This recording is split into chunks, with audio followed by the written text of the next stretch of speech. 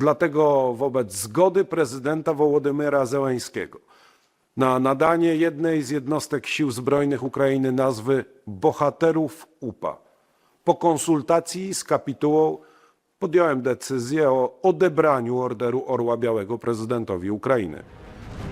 Are old World War II wounds turning close allies into bitter rivals as historical grievances return to the spotlight? Ukraine's NATO ally has dealt Zelensky a major diplomatic snub, stripping him of a prestigious honor amid growing tensions. Zelensky's stance on the UPA has sparked backlash, prompting Poland to respond with a significant political rebuke. With memories of the Volhynia massacres resurfacing, an old historical dispute is now fueling a new diplomatic crisis.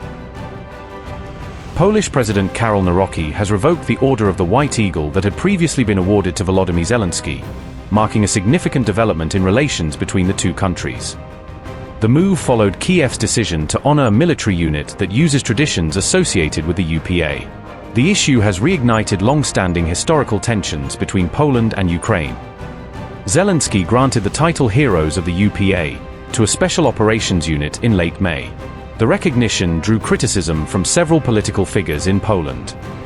The UPA was the armed wing of the organization of Ukrainian nationalists during World War II.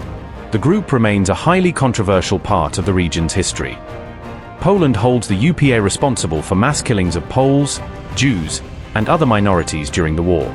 These events continue to shape historical debates between the two nations. Nawrocki said that historical truth cannot become a bargaining chip in political relations. He stressed that certain historical issues should not be compromised for diplomatic reasons. The Polish president also said that preserving the memory of the victims remains a moral duty of the Polish state. He described remembrance as a responsibility owed to future generations. Nawrocki stated that at least 100,000 Polish citizens were killed by the UPA.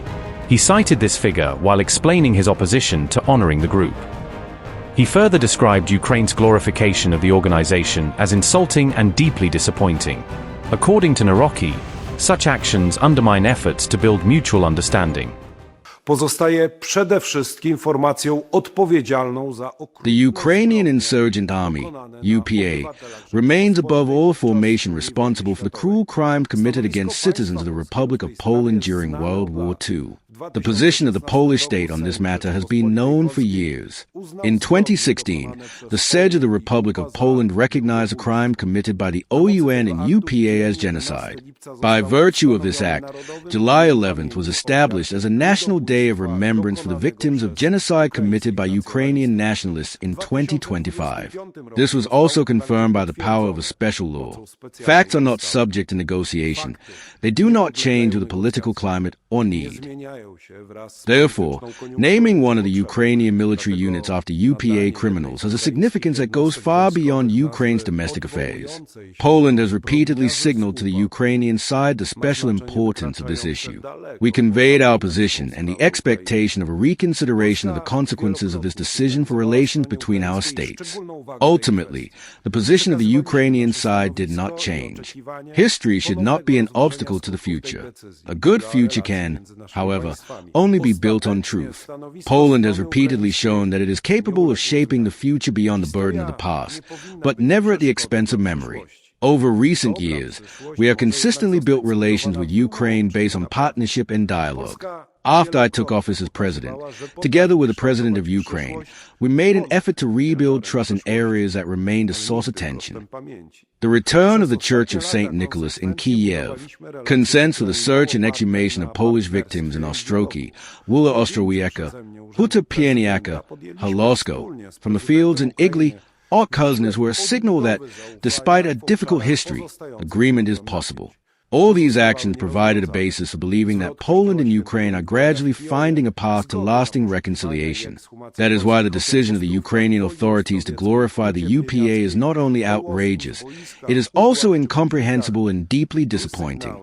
It strikes not only at historical memory, it also strikes at the trust built over the years and over recent months. It strikes at the foundation of reconciliation. It strikes at the conviction that truth can be the common language of our nations. We did what we could to save our neighbors. At this terrible moment, Poland provided unprecedented humanitarian, political, economic, and military assistance. We urge other nations to provide rapid assistance. Today, over 1.5 million Ukrainians live in Poland. The scale of the financial assistance we have provided to fighting Ukraine amounts to billions of zlotys. As a commander-in-chief of the armed forces, I must also recall that the Polish military has trained thousands of Ukrainian soldiers. Today, we cannot remain indifferent to the fact that some of them will now serve under the banner of the UPA. This is unacceptable to us.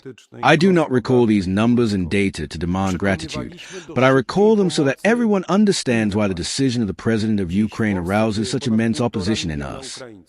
Therefore, in light of President Volodymyr Zelensky's consent to name one of the units of the armed forces of Ukraine after UPA heroes, after consultation with the chapter, I have decided to strip the President of Ukraine of the Order of the White Eagle.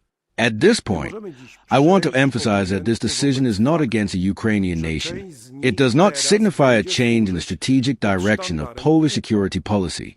We have supported and continue to support Ukraine because we know that Russian aggression poses a threat to the security of Poland and the whole of Europe. Nothing has changed in this assessment. Poland remains ready to cooperate with Ukraine. Poland remains supporter of dialogue. But Poland will consistently guard the memory of its citizens and the dignity of its own state symbols. Poland will defend its national interests and values. Poland will not agree to the glorification of those who murdered defenseless Polish civilians. Ukraine's path to European structures also requires a readiness to honestly face the difficult pages of its own history. A united Europe was built on the rejection of totalitarianism and the cult of violence. These principles must apply to everyone. For those who do not understand this, there can be no place in the European Union, and Poland will certainly not allow that. Ukraine should also remember that nothing serves the Kremlin's interest more than a conflict between Poles and Ukrainians. There are limits that must not be crossed in Polish-Ukrainian relations. It is also an appeal to our neighbors: return to the path of truth and mutual respect. Ladies and gentlemen, this is also a lesson for us. We cannot remain indifferent to the affirmation of symbols of crime. Former Polish Prime Minister Leszek Miller backed the decision and criticized Kyiv's move to honor the UPA-linked military unit. He argued that such actions ignore painful chapters of Polish history. Former Polish President Lech Wałęsa also condemned the honor granted to the unit associated with UPA traditions. Not only Polish leaders, but a former Russian president also criticized the Ukrainian president over the move. The remarks added to the growing international reaction surrounding the controversy. Dmitry Medvedev said, and I quote, "Poland's president has finally stripped the Nazi-worshipping Kyiv degenerate of the Order of the White Eagle. I'm sure that won't be a problem for the Banderite-in-chief. Now there's more room on his green sweatshirt for Hitler's Iron Cross with golden oak leaves." Unquote.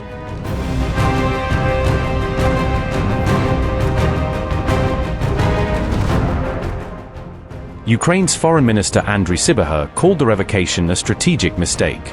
He argued that the decision could have negative consequences for regional cooperation. Sybiha said the move would only benefit Moscow and damage relations between Ukraine and Poland. He warned that the dispute could undermine unity between the two neighboring countries. He also announced that he would return a Polish State Award that had been granted to him in 2022. The decision was presented as a response to Warsaw's actions. Ukrainian officials insisted that the honor was not intended as an anti-Polish gesture.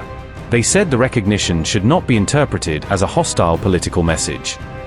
Kyiv stated that the award was meant to honor those who fought against Soviet rule. Officials argued that the recognition was focused on Ukraine's historical struggle for independence. Ukrainian lawmakers said the revocation reflected disrespect toward Ukraine's armed forces. They criticized the decision and expressed support for the honored military unit. Neither Volodymyr Zelensky nor his office had publicly commented on the decision at the time of reporting. No official response from the Ukrainian president had been released.